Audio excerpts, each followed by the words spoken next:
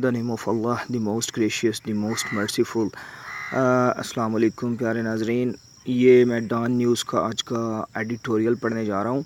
ये जो भी CSS, PMS, PTS, OTS, NTS या जिस तरह के भी कोई एग्ज़ाम्स दे रहा है, तो उन लोगों के लिए ये करंट अफेयर्स समझने और पढ़ने ज़रूरी होते हैं ताकि वो एक अच्छी जॉब हासिल कर सकें। तो आए शुरू करते हैं। डॉन Attack on Schools editorial updated August 5, 2018. An assault on education, particularly girls' education, brings back some of the most terrible memories of Pakistan's fight against terror extremism. Early Friday morning, at least 13 government and private schools in Gilgit-Baltistan's Amir district were vandalized.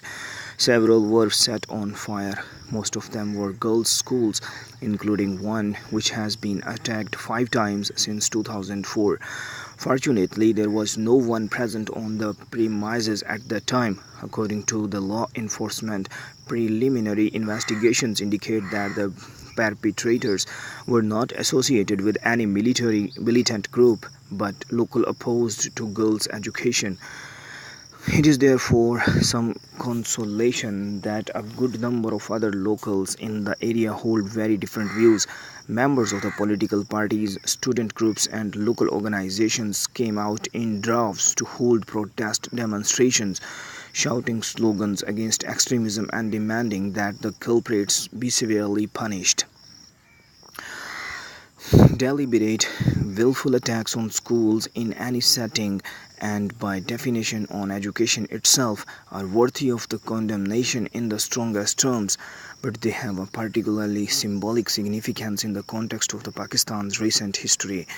They are associated with some of its worst tragedies and also its most enduring acts of bravery. In fact, a campaign of intimidation against girls' education from 2008 onwards was among the initial indications of the TTP's increasing hold over Swat Valley when it started asserting itself outside FATA. In early 2009, the terrorist group ordered a complete ban on girls' education. Resistance to these ominous developments coalesced in the form of young Malala Yousafzai, whose bravery very nearly got her killed by the TTP and who went on to become an international icon for the right of the girls to education. In early 2014 to 15-year-old Atazaz Hassan gave his life while preventing a suicide bomber from attacking his school in Hangu, Kepe.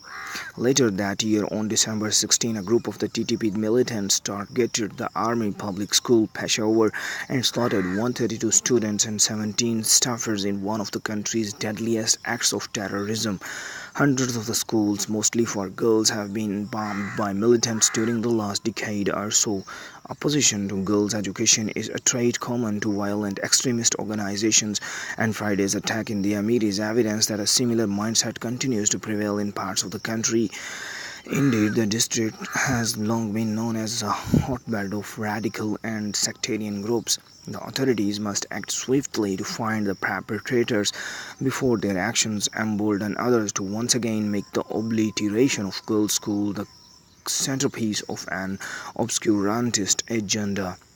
Literacy rates in Damir are abysmal, and in terms of the education indices, it ranks among the 10 lowest ranking districts in Pakistan.